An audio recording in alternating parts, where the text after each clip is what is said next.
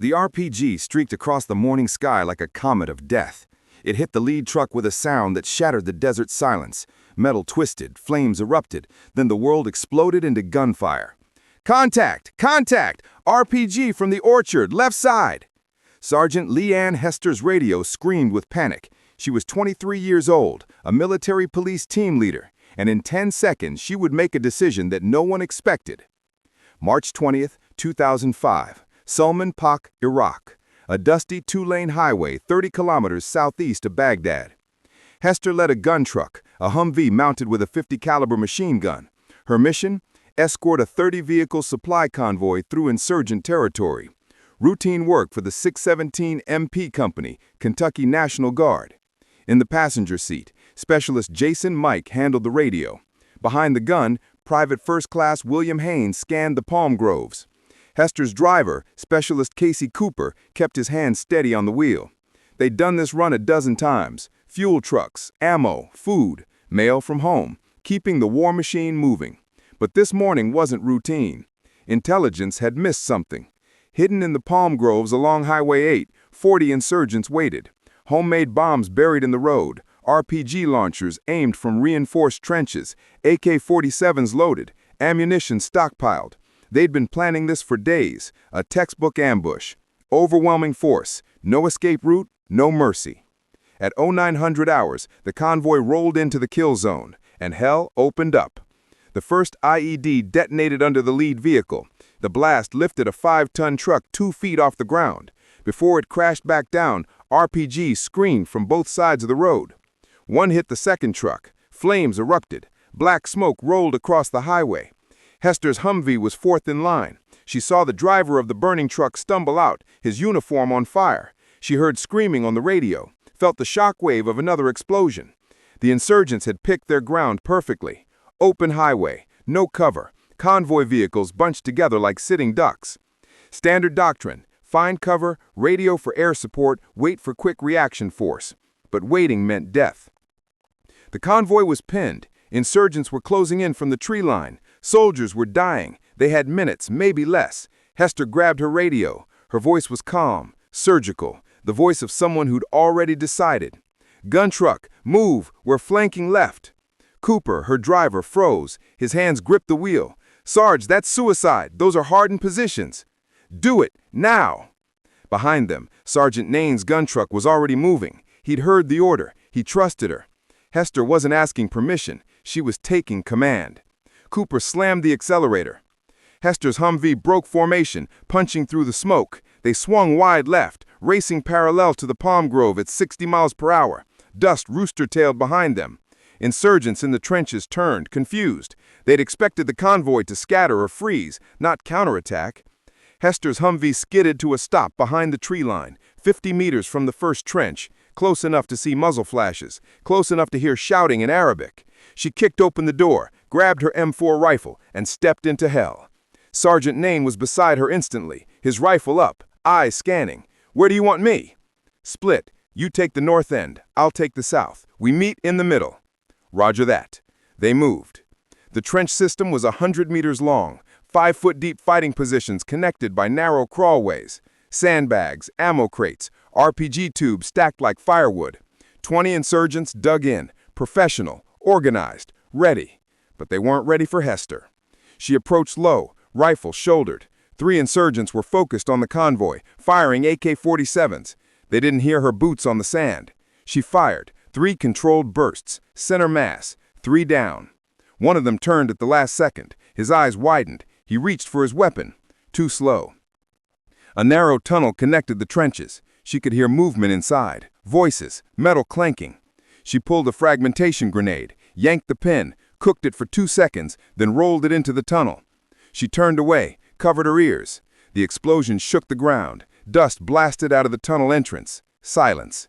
She moved forward. This one was different. 2 insurgents waiting. They'd heard the grenade. They were ready. One fired. Bullets chewed into the sandbags beside her head. Hester dropped flat, rolled left, came up firing. The first insurgent fell. The second dove for cover.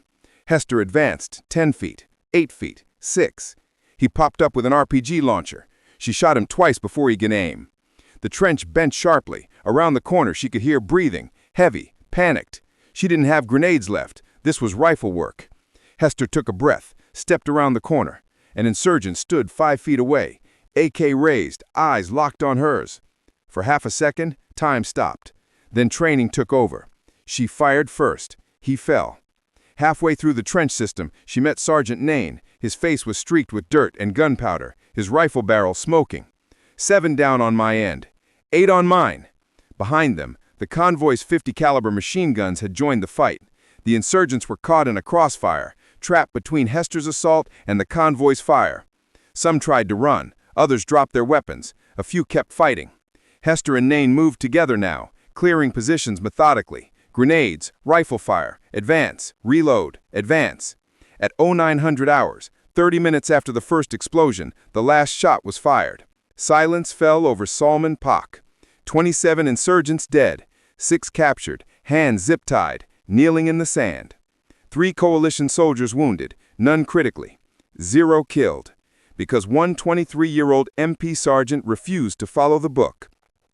Leigh Ann Hester grew up in Bowling Green, Kentucky. Small town, quiet life. Her father worked construction. Her mother was a nurse. When she was 17, sitting in her high school cafeteria, she saw a National Guard recruiter.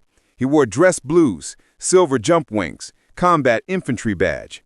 He looked like someone who'd done something that mattered. She walked over, asked questions. 2 months after graduation, she enlisted. Basic training at Fort Jackson, MP school at Fort Leonard Wood. Her instructors repeated the same line. Military police don't do direct combat. You'll secure bases, check IDs, escort convoys, stay out of the fight. She nodded, said yes, drill sergeant, but in her gut she knew the truth. In Iraq, there were no safe jobs, no rear lines, no support roles.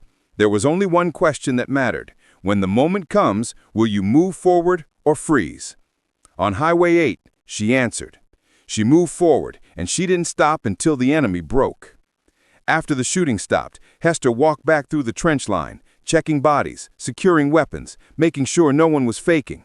Her hands were shaking now, adrenaline wearing off, reality setting in. She'd killed people, more than she could count in the moment. The faces were already blurring together. A voice called from the convoy, "Sarge, we got wounded here." She ran back, found Specialist Mike, her radio operator, sitting against a tire, shrapnel in his leg, face pale but smiling. "You're insane, Sarge. That was the craziest thing I've ever seen." "You're alive," she replied. "That's all that matters." Medics arrived. Helicopters landed. The wounded were evacuated. The prisoners were loaded onto trucks. Colonel Johns, the battalion commander, found Hester by her Humvee. She was reloading magazines, hands moving automatically. "Sergeant, what you did today, I don't have words for it." She didn't look up. "Just doing my job, sir." "No," he said quietly. "You did something else, something bigger." 3 weeks later, she understood what he meant. Camp Liberty, Baghdad. A formation of soldiers stood at attention under the desert sun. Dress uniforms, polished boots, flags snapping in the wind. A general stepped forward.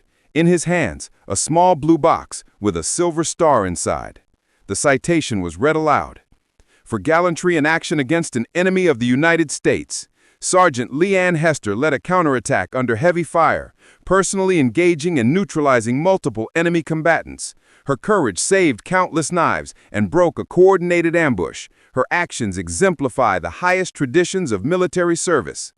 The Silver Star Medal, the third highest award for valor in combat. Leigh Ann Hester became the first woman since World War II to earn it for direct action against the enemy. Reporters asked her later, "How does it feel to be the first woman?" She looked uncomfortable. "I'm not the first woman. I'm just the first one you heard about." Today, the Salman Pak ambush is studied at West Point, at Quantico, at every military academy in America. Not as a story about gender, not as a political statement, as a textbook example of tactical aggression under fire. 30 minutes, one decision, 27 insurgents stopped, and one sergeant who proved that courage doesn't care what uniform you wear. It only cares if you stand when others fall.